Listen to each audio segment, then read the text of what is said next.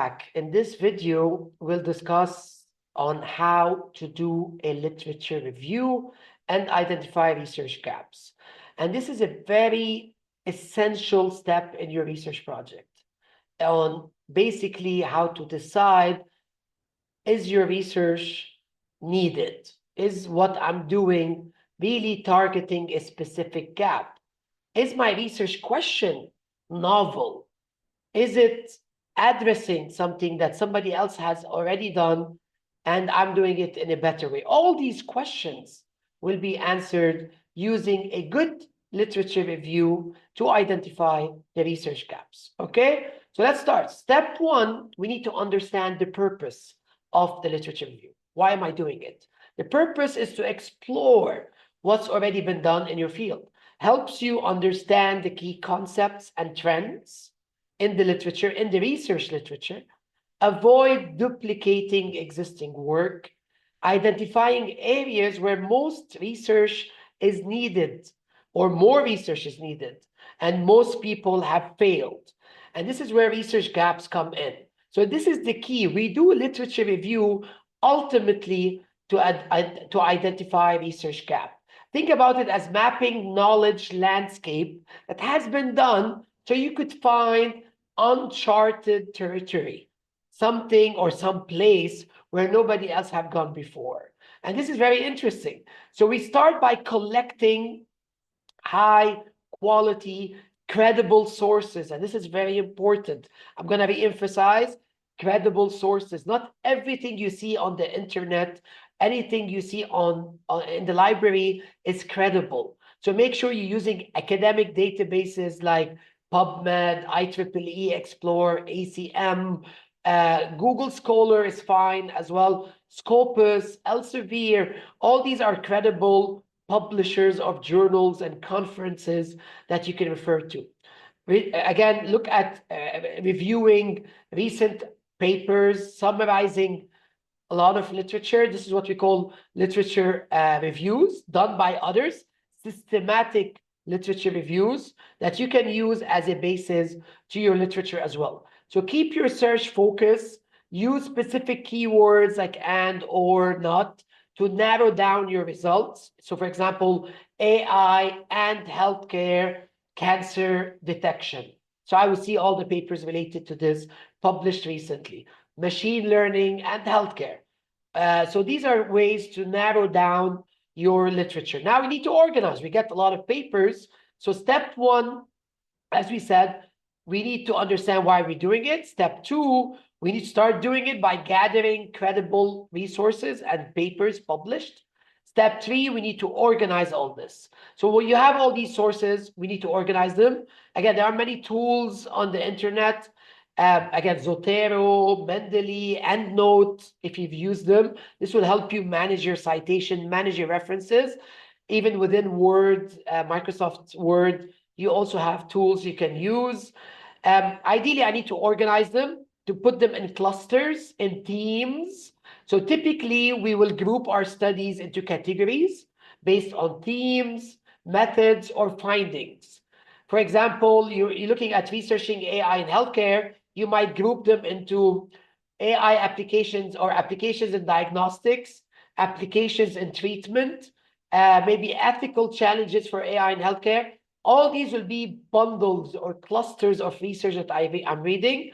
Excel sheet will help you to put them under categories. You could color code it, everything in a specific color, depending to belong to a specific cluster. This will make it easier to spot patterns and trends and hopefully gaps. So that's step three. Step four, we need to analyze and critically evaluate the literature. Again, the literature review is not a summary. This is very important. It's an analysis. It's asking questions more than answering. So ideally is, what methods did they use? Are they do they have any conflicting results? Are there limitations or biases? Can I do a better job compared to that specific publication published? So if you find a lot of research focusing on a specific kind of tool, a specific kind of algorithm, but they lack more studies on maybe privacy or something else, This is what you need to focus your attention on. So step 5, we need to identify the gaps. It's time to identify the gaps. Gaps are areas that haven't been explored or fully understood. This is very important. They're either not explored at all or they're not fully understood. If you want to identify them, you need to look for unexplored topics, conflicting findings. This is very interesting. So one paper says something, the other paper says something else. Outdated studies that need revisiting with new data or methods. So if you're looking at, for example, renewable energy, if most studies focus on solar power, but not wind energy in urban areas, obviously there is a gap. So you might go and say, while previous research has focused on X, there is limited work focusing on Y, which is crucial because you need to justify. It's very important. If people haven't studied it, it doesn't mean we should. It means maybe we don't have a need for it, or there is a need for it, but nobody saw that need. And this is where the significance of your research becomes important. Step 6. Now it's time to write the literature review. You need to structure your literature review like a funnel. If you know how a funnel looks like, you're going to funnel it through. So you're going to start very broad, discussing general trends, foundational studies, background, maybe foundational knowledge that we need to know. If I'm working on a depression application, I don't know much about depression, so my literature will start there. What is depression? Looking at it from a psychological pathway. And then I will narrow it down into what I'm planning to do. So this is why I say it's like a funnel. You start broad, you narrow down to specific studies related to your topic. You end by clearly stating the research gap that you will be addressing. So that's kind of the beautiful conclusion, the butter, the cream on top.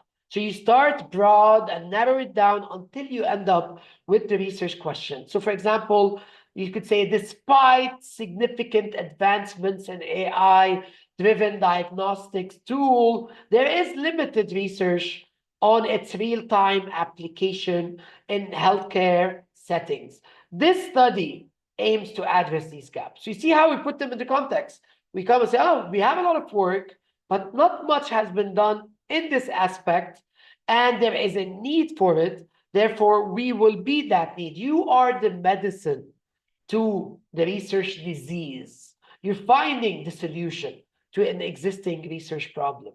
So a literature review is not just about reading papers or even Googling or even GPTing it. As we all know, we can Scholar GPT it using AI to give us all this summary. That's the easy part.